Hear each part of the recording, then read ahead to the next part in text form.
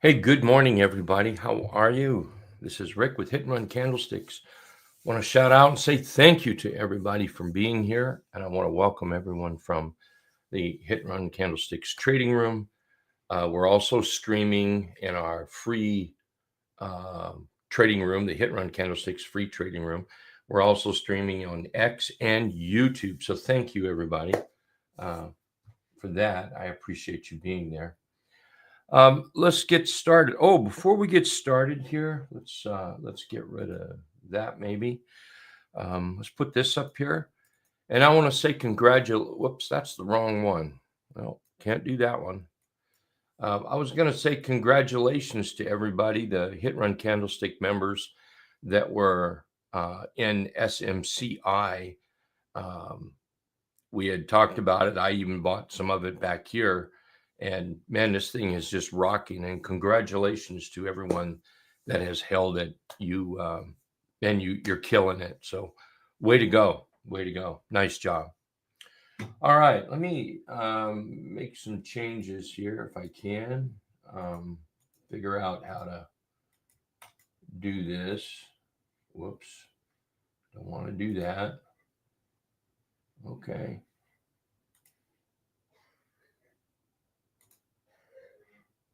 There we go. Maybe that's it. Maybe that's it. Okay. All right, let's get started here. So let's take a look at the SPY. Right now, for me, the SPY remains bullish. There's a simple reason why. Let's do this right here. I'm going to come over to what I call the dark chart. Let's get rid of the candlesticks. We'll do that right there. There we go. This is one of those charts that I think just about every trader should have, honestly. This is the 8 exponential moving average, the white line. And the red dots and green dots, that's what we call the trend indicator. You can get that on TC2000 as well as T2123 that I just absolutely love as an indicator. But anyway, it just clearly shows you when we turn red and when the white is below the red, that is just a clear sign to be bearish. And then when we turn green here, just a clear sign to be bullish. So you can see, while you may not be happy with price action maybe today or maybe a week ago or 9 days ago, price action might have given you some concern. The fact of the matter, the trend was still up. So I truly believe in this. I think it's a good way to go. And then when you add on top of that the T2123, when this is bullish here, I'm going to put it up here, put it up there a little bit. This is the hourly. See how that hourly is red and then we turn green? Man, that's what you're looking for. That's a sign that the bulls are working, the majority of the bulls. They're doing their job. They're a team. They're a group. They are all pushing one direction, the bullish direction. This would mean the same thing, except they're all pushing the bearish direction. So absolutely love those things there. All right, let's get over here and look at some charts. The SPY, I think, is bullish. You can see us moving up today. Just to kind of go over what I had said earlier, there's the T line, there's the trend indicator, and as a bonus, we're over the 50-period moving average, and you can see price is above everything. So the bulls are going. They're looking good here right now. If we take a look at IYT, the transports, try that again. Why is that not working? IYT, there we go. The transports, we've got this downtrend line. We've been trying to get up through it. We tried it. Let's see. How many days off now? Tuesday. I guess that's Friday, huh? And now here Tuesday morning, we're trying to get through that. We get through that downtrend line, and then, based on rules of trading, that should move us up higher. Watch for the test, and then we go. Let's take a look at SMH. We're breaking out, man. Look at that. We've gone from our red to a green. So we've got a little trend going here. We've got a little momentum. Clearly, we have a few problems up here to get through on SMH. And the first thing let's worry about is getting to that gap, 261.40. Then we'll worry about what happens after that. So diamonds, I think diamonds are doing fantastic. You can see the trend here. I mean, there's the trend right there. Green dots. You know, here's the downtrend. Every time I see this, I think a bell goes off in my head. Aha, I've just learned something new every single time. Man, nice little wedge here. We're tightening up. Price is over the T line now. We've got a morning star signal here. Looks to me like the diamonds are poised to take off. Yeah. Let's see, Qs. Whoops. Qs way up there. Go Qs. They're leading us right now. They've broken out of the December highs here. So we might see a little bit of test, but right now everything is pointing higher. You know, if you just think of nice big round numbers, how about 550 up here? May need to pull back and rest first. We're up 1, 2, 3. Today be 4 days, so we could see a rest coming.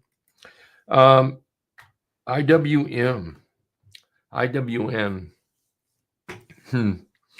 So IWM is not crashing. It's not failing. It's not falling apart. It certainly isn't anything we brag about, that's for sure. Maybe it tests that upper line, that 230.50 one more time before it breaks out. But right now, it's just quiet, moving sideways. Nothing here that would suggest anything one way or another. Not at this point.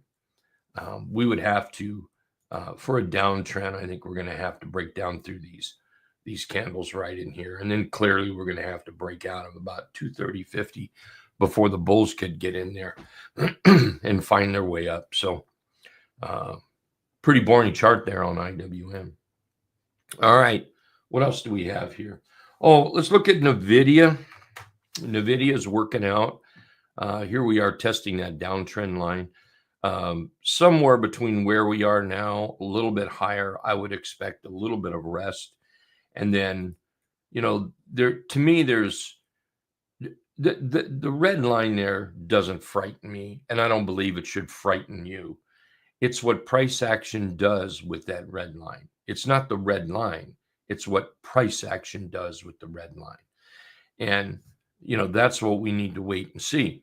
Now, right now, I would say the bulls are very bullish. We see that red line and everybody wants to pull the plug. Well, here, let's do this.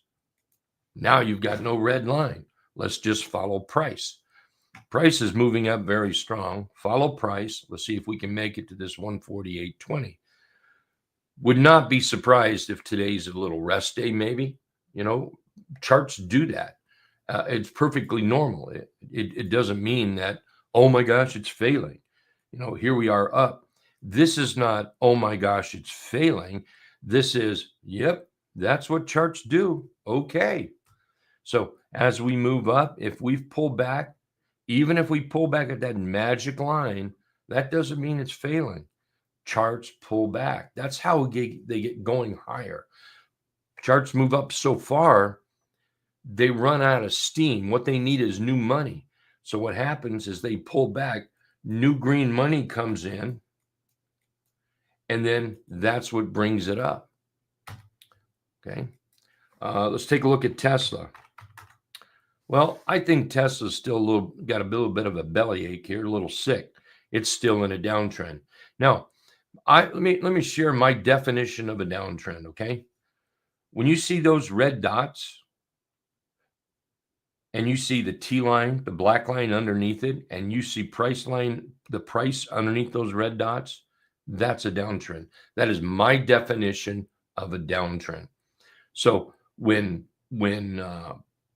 the T line and price moves over those red dots, they will turn green, and that will be my definition of a bullish trend.